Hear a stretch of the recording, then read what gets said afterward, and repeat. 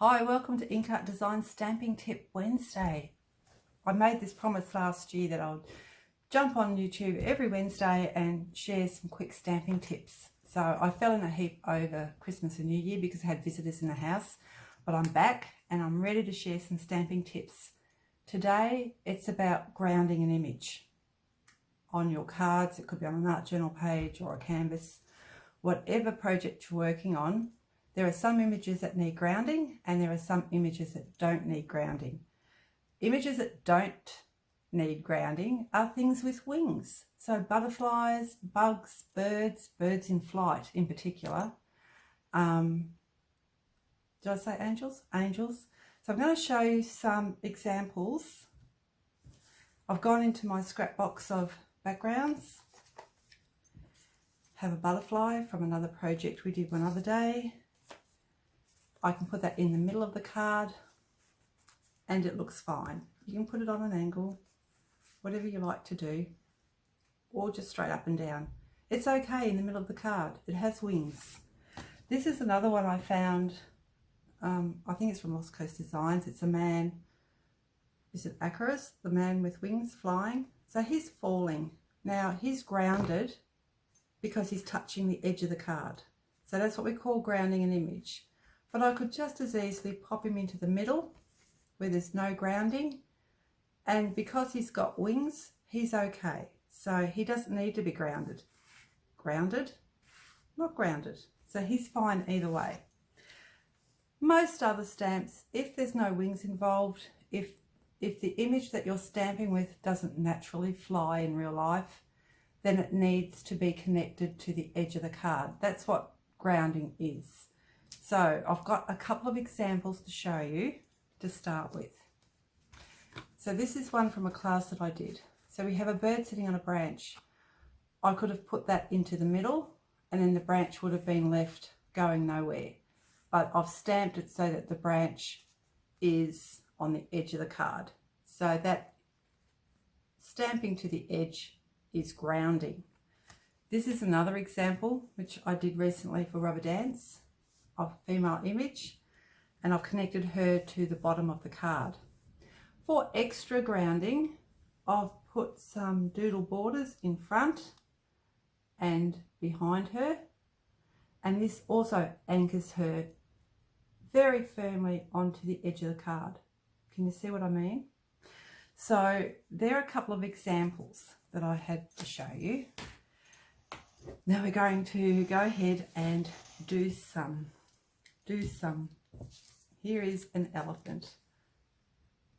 Just a bit of ink on your craft sheet, swipe your card through, stamp the elephant and cut it out, and there you have your elephant.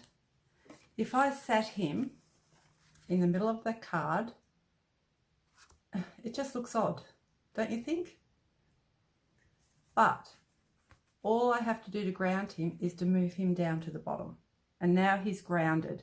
So a much more realistic look and so simple to do. This is another background from my scrap box. Background scrap box. Again, if I sat the elephant in the middle of the card, that's how it looks. All I have to do is move him to the bottom of the card and he is grounded. And it's as simple as that. So your first way of grounding is to put your stamped images to the edge. That's one way of grounding. And I'll show you how to do it with people. So this is another example I did in a demo last year. And I'm going to ground her onto a scrap piece of jelly plate print that I did ages ago. I'm going to cut around her head. I'll take you down here so you can see what I'm doing. I'm just cutting around the image. And I like these images because they're easy to cut out. So that's all I'm doing for that. I might just take that up there like that. I'm going to ground her onto this background. So to do that, I'm going to move her across,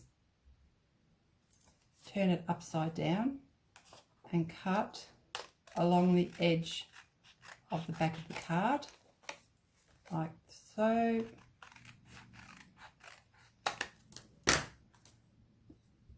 And now I have her grounded onto that page. So she's connected to two sides. Do you like that? I like that actually. That worked out well. Another scrap print that I had from a jelly plate. I thought she might, because she's blue, look quite nice. I'm just finding out which corner she looks nicest in. I quite like that one. So I'll show you that. And there she is on that one. So she's now grounded. There's no point popping her head in the middle of the card. She's a person, she needs to be grounded. Like that.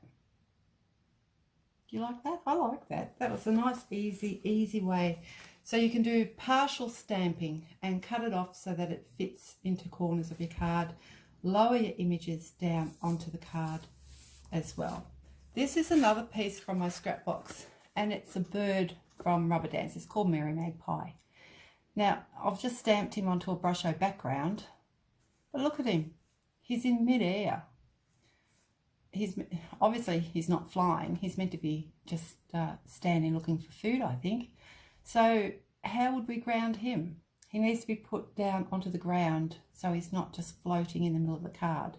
So there are another way that we can do that, and it's with washi tape.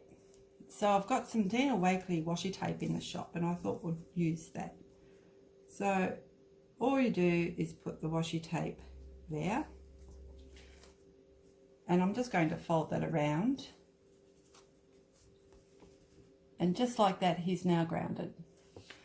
But to even things up a little bit, I'm using, because I'd ripped the washi tape so it wasn't just a straight line, I thought we'd add the washi tape into another couple of areas of the card, just to give it a bit more balance, and to use up the scrap bits. Why not? Fold that over, and there we have the splash of colour. Oh, I'll just fold that over, and we've just grounded that magpie with a bit of washi tape. So you can cut an image into the corner, you can ground an image with a bit of washi tape. You're just giving it something to stand on in this instance. Another thing that we can do, and we'll go back to our elephant. Remember I said we can just drop him down to the bottom, and there he is. But we can also create some ground for him to walk on. So I thought that might be fun to do. So I have my Elements inks, and I've just ripped a bit of photocopy paper, and I'm just sponging along the edge just lightly, because the Elements inks is quite juicy. I lift it up. Oh yes, very nice. Very nice, I like that.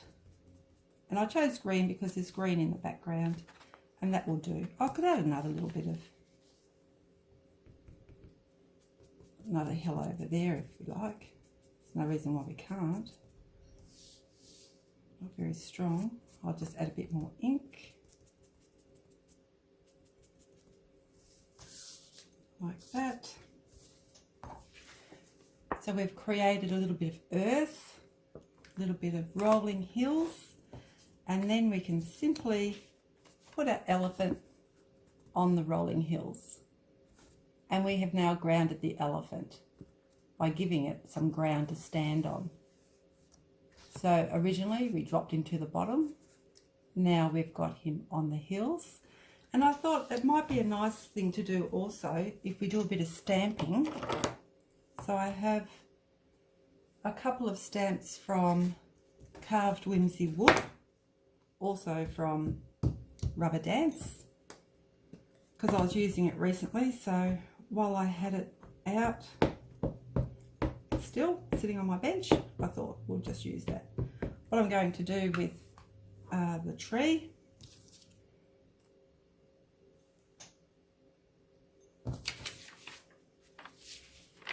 just roughly work out where that hill was. And, oh, wants to slip around. I need another set of hands. And remember, firm pressure. Always leave one hand on your stamping block when you're stamping, and make sure you count to 10 to allow time for the ink to transfer onto your card. This is an old ink pad, so I hope it works. Oh, nice, I like that. And the other thing that we're going to stamp from the same set is a fern leaf. Well, it's a twiggy thing like that. Just put it on there, and I'm going to add some random leaves. So they look like grass.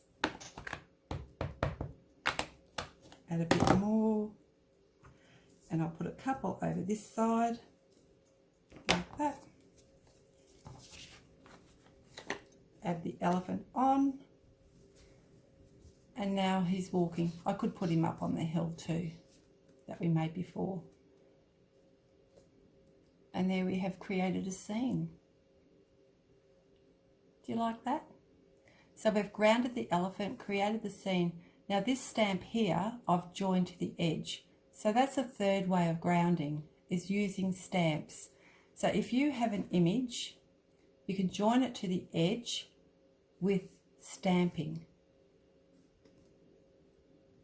And down here as well, I could add more if I wanted to. So you can, it's where you place it on your thing.